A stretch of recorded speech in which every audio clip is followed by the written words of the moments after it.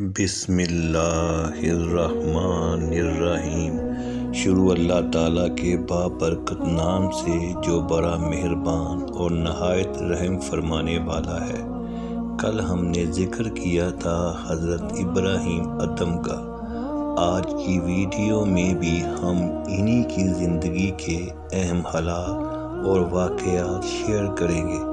گزارش ہے ویڈیو کو توجہ اور انتہائی دھیان سے آخر تک لازمی سنیں تاکہ ان اللہ والوں کی باتوں کی تاثیر آپ کی روح میں اتر سکے۔ روایت ہے کہ حضرت ابراہیم ادم سفر کرتے اور گریہ و زاری فرماتے ہوئے مکمل 40 برس میں مکہ معظمہ پہنچے، اور جب اہل حرم بزرگوں کو آپ کی آمد کی اطلاع ملی تو وہ بڑے استقبال کے لیے نکل کھڑے ہوئے، اور آپ نے محض اس خوف سے کوئی شناخت نہ کر سکے خود کو کافرے سے جدا کر لیا۔ اور جب خادمان اہل حرم نے جو آگے آگے تھے دریافت کیا کہ ابراہیم ادم کتنی دور ہیں، اس لیے اہل حرم نیاز حاصل کرنے آ رہے ہیں، تو آپ نے فرمایا کہ تم لوگ ایک ملحد سے کیوں ملنا چاہتے ہو؟ یہ سنتے ہی خدام نے آپ کے منہ پر تھپڑ مارتے ہوئے کہا کہ ملحد تو خود ہو۔ تو آپ نے فرمایا میں بھی تو یہی کہہ رہا ہوں۔ اور جب لوگ آگے نکل گئے تو آپ نے اپنے نفس سے فرمایا کہ اپنے کرتوتوں کی سزا بھگت لی، کیونکہ خدا کا شکر ہے کہ اہل حرم کے استقبال کرنے کی خواہش پوری نہیں ہوئی۔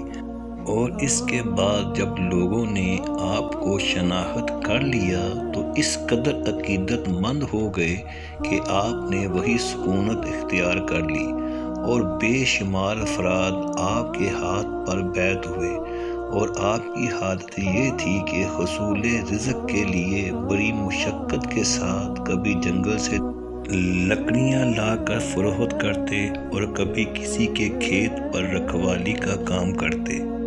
ایک دفعہ کا ذکر ہے کہ ایک دن آپ کے پاس حضرت شفیع بلخی آئے اور سوال کیا کہ آپ دنیا سے راہ فرار کیوں اختیار کیا ہے؟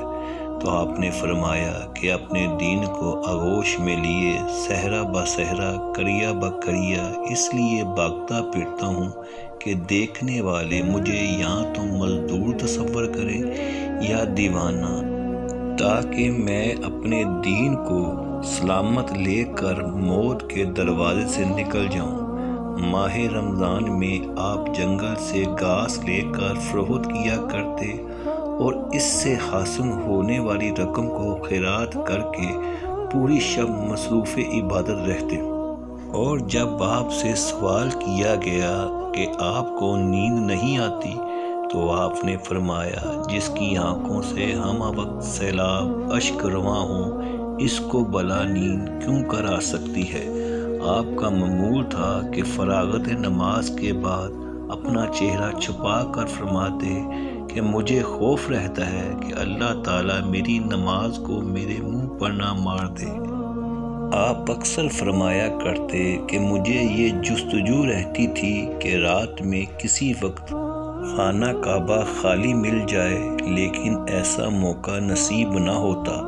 اتفاق سے ایک شب بارش ہو رہی تھی اور تنہا طواف میں مشغول تھا، اور حسن اتفاق سمجھ کر حلقہ کعبہ میں ہاتھ ڈال کر اپنے گناہوں کی مغفرت طلب کرنے لگا، لیکن یہ ندا آئی کہ پوری مخلوق مجھ سے طالب مغفرت ہوتی ہے، اور اگر میں سب کو معاف کر دوں تو میری غفاریت اور رحمانیت کی کیا قدر رہ جاتی ہے؟ یہ سن کر عرض کیا اے اللہ تعالیٰ میری مغفرت فرما دے۔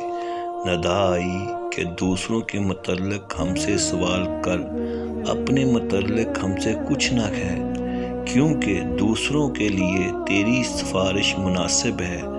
آپ فرماتے ہیں کہ میں اکثر یہ دعا کیا کرتا اے اللہ تعالیٰ تو علیم و خبیر ہے، تیری عنایت و کرم جو مجھ پر ہے اس کے مقابلے میں 8 جنتوں کی بھی کوئی حیثیت نہیں، اور اسی طرح تیری محبت کے مقابلے میں 8 جنتیں ہیچ ہیں، لہذا اے خدا رسوائی گناہ سے بچاتے ہوئے مجھے عطایت کا شرف عطا فرما دے۔